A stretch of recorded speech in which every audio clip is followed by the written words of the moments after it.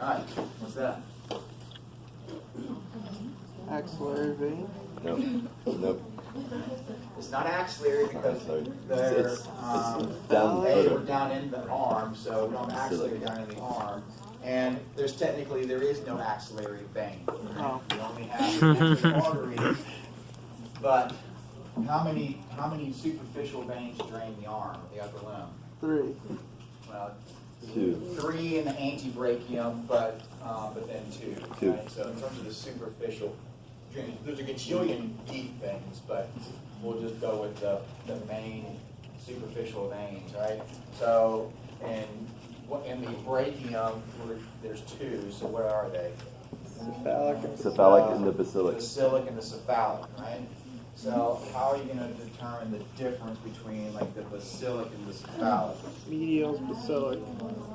Yeah, you can think about it that way. One's more medial, one's more lateral, but you got to remember this guy, of course, is a little bit internally rotated, so it's a little bit, different on him, right? So in anatomic position, we think like one is running kind of more medial, one's kind of running more lateral, right? So think about it that way. I also think about it, which one. So if you look at them in anatomic position, like in your little drawings and stuff, one of them is going to be coming more superior, like towards the head. What's the head? Cephalic. Cephalic. So that's how I remember it, right? The one that's running laterally, as you call it, or that the one that's that's going to come into the shoulder more superiorly, more towards the head, that's my cephalic. Okay? Whereas the basilic is coming in off of the medial aspect of the arm, right? Draining the, can't really say it's draining the whole medial aspect of the arm, but you can think of it that way. That's going to be my basilic, right? So this one we would think is probably what? Basilic. Based off of where he's positioned and stuff, I would say basilic. It's a little bit harder this guy because he is kind of internally rotated. So when it gets down to like the forearm, that's why I'm not going to ask you some of these types of things with forearm because it's be very good like that. Okay, so that's the basilic vein. In the forearm or in the cubital fossa, we've got kind of 3 different things coming together, right? So what are those? Cephalic, medium, basilic. Cephalic, median cubital, and basilic, right? So those 3, so you kind of have 3 veins coming up here in the forearm, right? What is that? I forget the percent, like 70% of the population has what? Kind of this one where it comes up, and we get my median cubital vein, right? That's going to kind of come across and pick up that, what was this, medial, what's the word? Where are the 3 in the form again? My cephalic, basilic, and medial cubital. Medial cubital? I don't know why that just sound off top. Anyways, okay, so they're coming in, and we get this, this one that kind of comes from the cephalic and comes across, right? And that's the one that you typically see, when you're doing IV. We can see, and it's kind of picking up both that middle vein, cephalic vein that's coming across. Of course, cephalic does continue to run up the outside of the arm as well, right? So we kind of get this crossover here. There is, another variation where it's easier to draw from my arm, right? So we kind of have these 3 coming together, and so that's kind of my, kind of the normal, or most people kind of have this view. There's another one, kind of another orientation where this is cephalic, this is basilic, where you end up with something like this, right? So it's a little bit different, subtle differences, but you have a few different, basically kind of a couple different options here in the cubital fossa if you're doing a stick, right? So it's just good to understand that there are subtle differences like this. These are normal anatomic variants. So if we look at this guy, which one of the kind of the views does he have? Kind of see the veins. I think it's the one. Right? Yeah, so it's this one, right? That one where it's kind of coming across, picking up that median cubital, kind of coming across to the basilic. So you can kind of see all 3 of those here. And you can kind of those ball. coming across, right? And meet. Cephalic medium. Okay. So Hey, so about what these, about like the Y in the middle, you probably missed it, yeah. No, I saw the Eyes I up. was just trying to see if I could see it from up there. Yeah. Cephalic. Yeah, you watch it. Yeah, same here. You won't forget it. I heard it like once and I said, oh. Is this your chicken meatball? Oh yeah. Chicken meatball. Cephalic medium bacillic. Cephalic medium bacillic chicken meatball. What? if you were looking right I'm here, gonna remember that. Thank you. What? look in the axial view, right? In the axial view, I don't have anything highlighted. CMB. If I asked you to highlight, so where are we at? We're kind of thinking about where we're at. What artery would we expect to find in this area? Basilar. And what artery? So I'll zoom out so you kind of see where I'm at. Up here towards the, kind of towards the middle of the humerus here. Brachial. So if I kind of zoom out, I should be kind of expecting to see the brachial artery, right? And so where would could you look at that axial plane and then like be able to, first time, point out the brachial artery? Nope. You could, if you think about histology. Well, the difference is veins Nope. larger because they are pastance vessels, not Arteries have a larger pressure wall. vessels. Look at that little Arteries, dot. we can always tell because they have much higher tone, right, than the veins, right? And so if we look right in here, we can see vein, vein, vein, vein, vein. And what do you see right there? See how that guy's got a nice thick wall to it, right? So up over there. Right? So, right, if we look right here, we see like vein, vein, vein, vein. See how that guy has a big wall? Right? So that's the artery. You see this one. So you can look at it. By looking at it themselves, this is that See the wall, muscular got much ring higher around tone. So that must be None the of these brachial other artery. guys have that ring.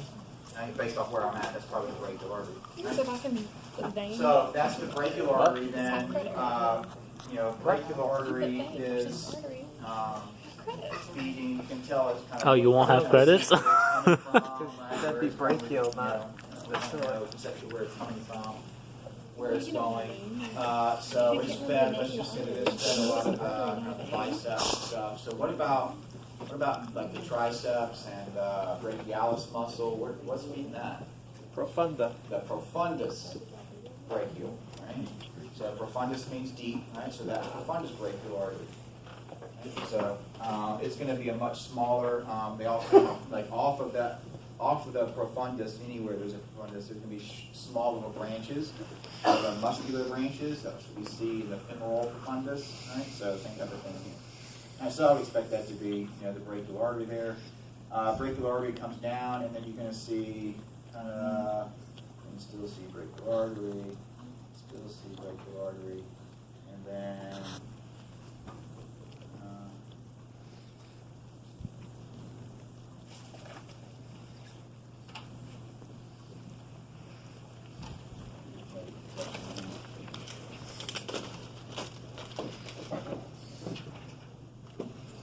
see that you find bifurcation.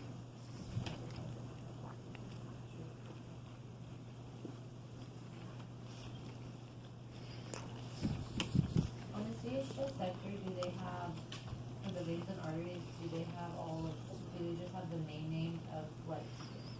This one a minute ago, when I was doing his antebrachial veins, it just said, superficial veins. So on beta, it probably doesn't. On the ones you have on your computers, it should. It should probably give you the specifics, right? Okay, so like I said, antebrachium, I'm not going to do things into the, because he's not in Anton position, that wouldn't be nice. Right? So let's look down here. Right? Let's see what we can kind of come up with. Okay? So, right? What's that? Radialis. Brachioradialis, why do we say that? Because it goes to the brachial and the radialis. Okay? Because As it it's says so. coming It does. from, right, the brachium. Yeah. Right, you look up here, coming from the brachium. It is inserting down here on the radial side, so that kind of makes sense, brachioradialis, right? So kind of a big meaty muscle you can feel right here in the lateral aspect of the arm in an anatomic position, right? That big meaty muscle right there. So it is considered in the forearm. It's considered a flexor, like an anterior compartment muscle, right? And if you don't believe me, then do like this kind of motion as if you were like grabbing onto something or like screwing a screwdriver, right? You'll feel that muscle kind of tensing up, swelling up. So we're gripping, right? We're flexing at the wrist, and so if that's the case, it's an anterior compartment muscle. It's a flexor, right? It also does do what else would it also do? It's also going to do some not pronation, but Supination. yeah, kind of some supination, as well as it also assists the brachialis and the biceps in flexion and doing what? When we flex, right? We flex and essentially have this supination at the same time. So it's essentially in a flexed arm, it's assisting not only in flexion but also supination of a flexed arm. Okay? So that's what this muscle is doing. So it's an anterior compartment muscle, so therefore it should be innervated by the median nerve, because that's what innervates most of my anterior compartment muscles, especially those on the radial side, right? Flexor carpi radialis, right? Flexor digitorum, the interosseous flexors, right? Although those are all median nerve, right? Yep. Exception, all right, is Brachioradialis. on the radial side, or in the anterior compartment, is brachioradialis. Who's picking it up? Radial. The radial nerve, right? Why? Because, right, what else is the radial picking up? Tricep. Triceps. Triceps, brachioradialis, and anconeus. They're Anconeus. all in that posterior aspect of the arm. Radial nerve, as it wraps around the posterior side of the arm, is picking all of those up, right?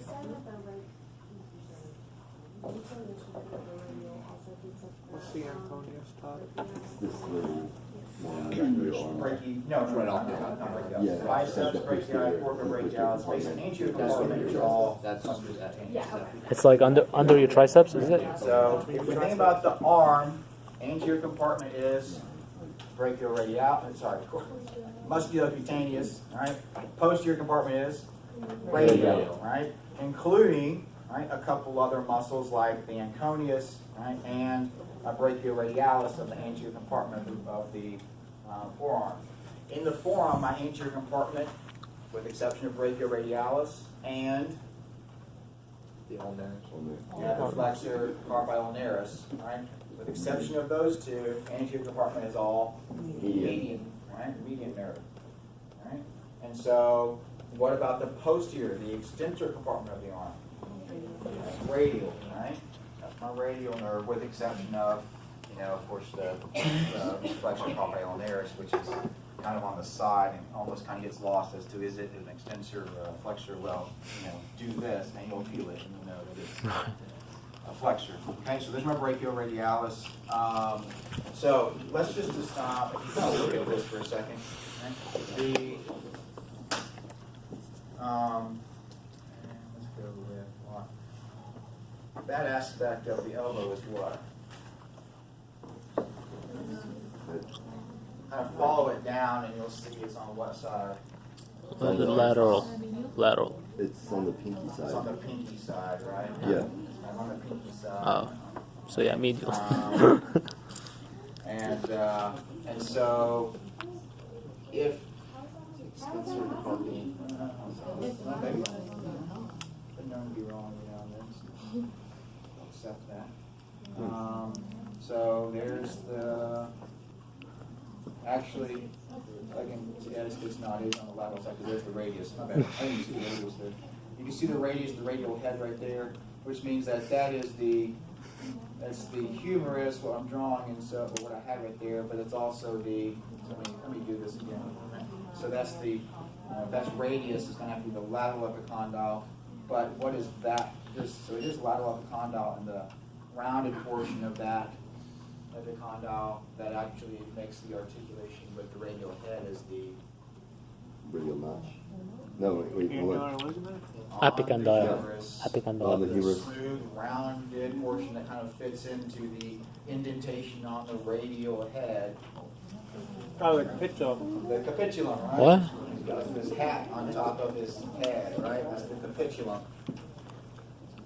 Alright, so that's the capitulum, right? And this out here, this first arrow would be like the, the lateral epicondyle. So, if that's lateral epicondyle, we see that all of these muscles, right, are all essentially, right, attaching where? The lateral The epicondyle. lateral epicondyle, right? So and those are what muscle group? Extensive. Extensors. Right? And so my extensors, excessive use of extensor muscles would put strain and pressure on my Lateral. lateral epicondyle, and that gives me my Lateral epicondyle. lateral epicondylitis. What? Right? The other side, right, the medial epicondyle, right, would be predominantly attachment of Flexors, flexors, right? So that would cause medial epicondylitis or golfers. golfer's elbow, right? Yeah, it should be. I don't know, I see a lot of old men playing golf. I don't think that's a real thing. Yeah, That's not right. because they play a lot of golf all the time. And That's what they blame their that's true, yeah. Exactly. That medial epicondylitis. I hear that all the time. Man. Every time I hear a bad shot. Yeah. So you have it, Max? I've gotten it before Oh, yeah. playing. Yeah, playing. But you played in high school and stuff, right? And growing up, so you played a lot more than most of the stuff you played. I'm saying, I wish I would have played in high school. I mean, I played a lot more soccer than you probably played in high school. So, yeah, it is what it is. You play soccer? I played my whole life. Played in college. I've played on 4 continents. Played in Japan, played in England, played in Holland, and played in Antarctica? Nicaragua. You want to put on a clinic? What's that? You want to put on a clinic? Not right now. I'd probably pass out just trying to juggle. I don't get a chance to exercise. You're always here with us. I know, exactly. So, I'm blaming you guys. All right, so if this is We're always here with you. this, we know this is posterior compartment extensors, right? So what would that one be? Don't look. Extensor. Carpi radialis. Look at where it's going. Extensor longus. Digitorum, right? Yeah. Extensor digitorum, right?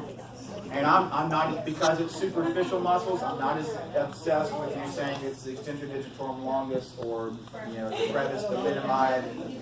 Right? If we can get most of that name, then we're doing pretty good, right?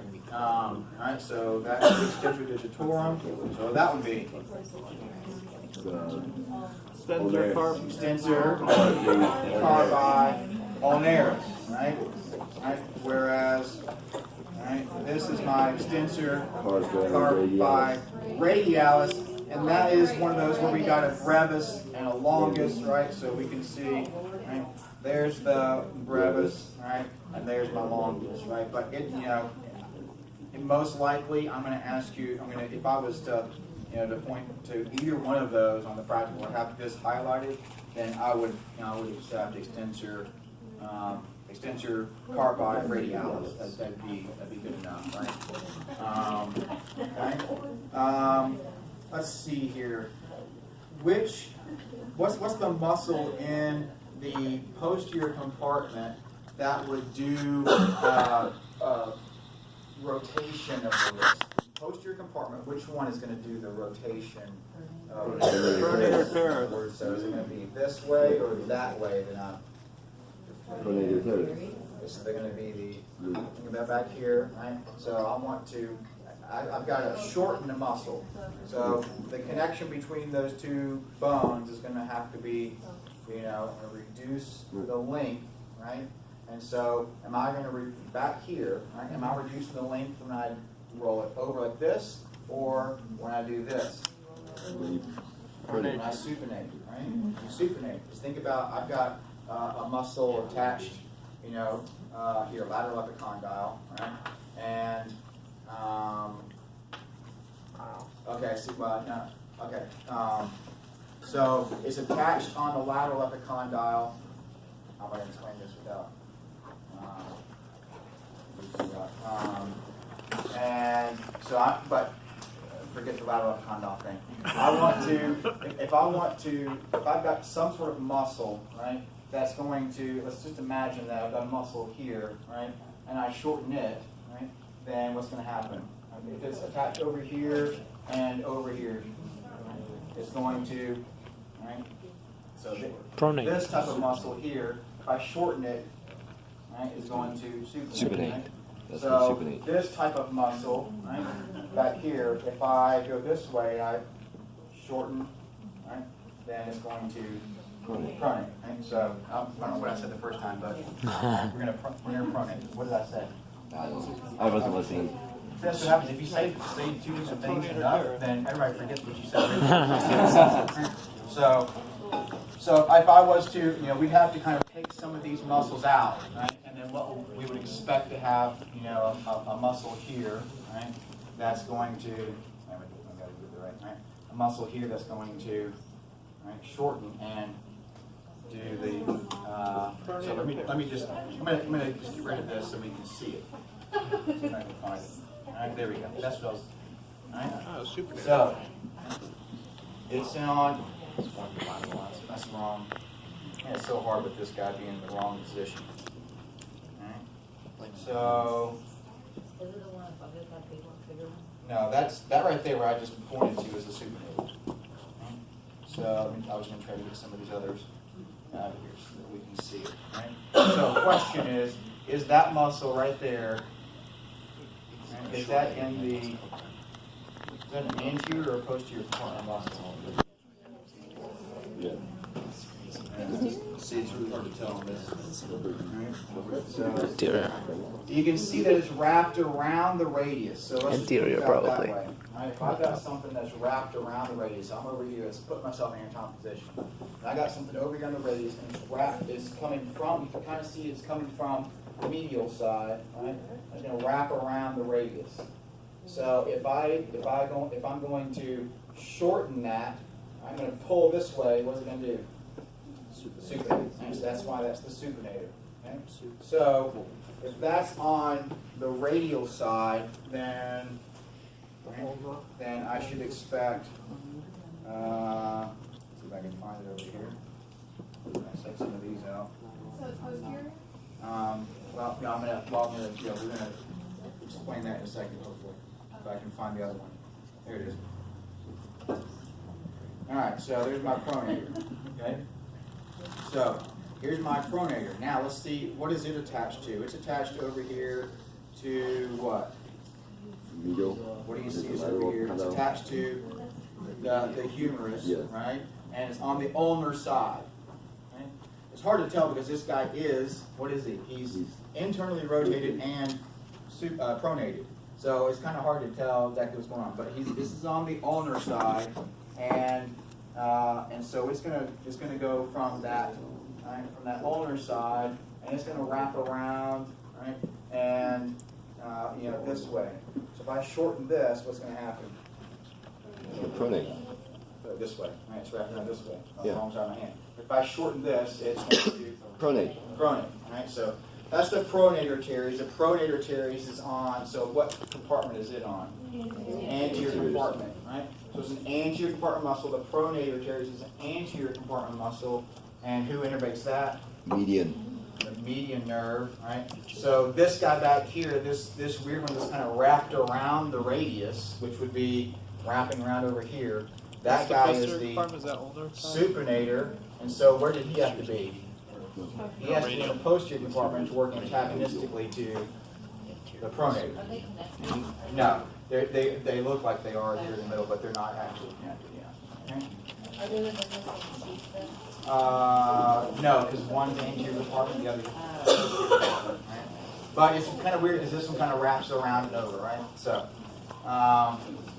those are, so the supinator is going to be in the posterior compartment. It's going to supinate the hand. It's going to be innervated by the radial nerve. The pronator teres is in the anterior compartment, and it's innervated by the median nerve. Okay? Both of these, I would venture or wager or guess that they're going to be, the vascular supply is going to be largely off of the interosseous, and the muscular branches off of the interosseous, because it dives deep into the deeper muscles. Okay? So, maybe exception usually. All right, so we get down into the hands. That was my, so here's my pronator teres, which is my anterior compartment. So if I kind of come back this way, then, let's do this. Let's do a bunch of undos here. Trying to get those muscles back. I'm getting any back or not. Should.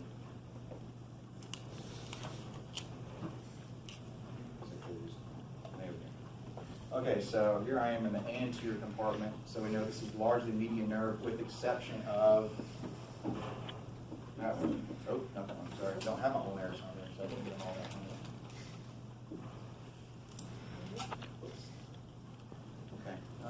Well, let's pretend like that. We'll hit the right button.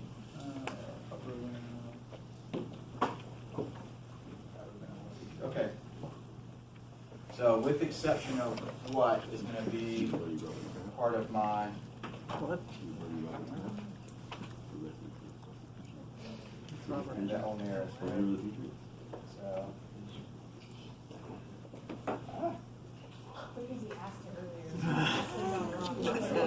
So, my flexor carpi ulnaris, right?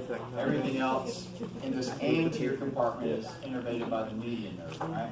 Flexor carpi ulnaris is innervated by the ulnar nerve, right? As it comes right from the, and it's because the ulnar nerve runs right down through here, and then is going to innervate much of the hypothenar eminence, right? Or the hypothenar muscles. So these muscles down here, right, these hypothenar muscles, are innervated, to a large degree by the ulnar nerve. Right? There is some innervation or some redundancy, I guess, with the median nerve, because the median nerve runs right through what would be what sits right here. The flexor retinaculum. The flexor retinaculum, which is the Carpal Carpal tunnel. And so what runs through there? Well, Median all nerve. the synovial sheaths and everything of the flexor compartment muscles, and the median nerve runs right in the middle, right? So the ulnar nerve runs, there's a separate little compartment right here that the ulnar nerve is running through, right? And so it does run kind of through here. So you could have pretty extensive carpal tunnel that affect more than just median nerve. You could get some ulnar nerve in there as well, right?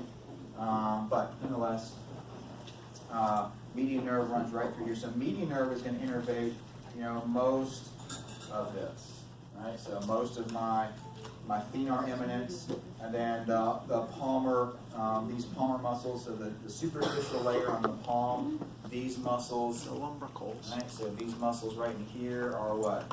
Lumbricals. Lumbricals, right? If I could get the right thing highlighted. That'll work. Yeah, there's Yeah, those guys there. Right, those are lumbricals. One Deep more. to those. Alright, so if I dissect those out, then deep to those are my interosseous. interosseous, and that one is not included. So Is it dorsal or? I clicked the last one. I just unhighlighted the dorsal interosseous, but these are palmar interosseous, and so if we then rotate it around, right, then on the dorsum of the hand, we've got what? Dorsal These interosseous. are the dorsal interosseous muscles. These are Okay? ulnar.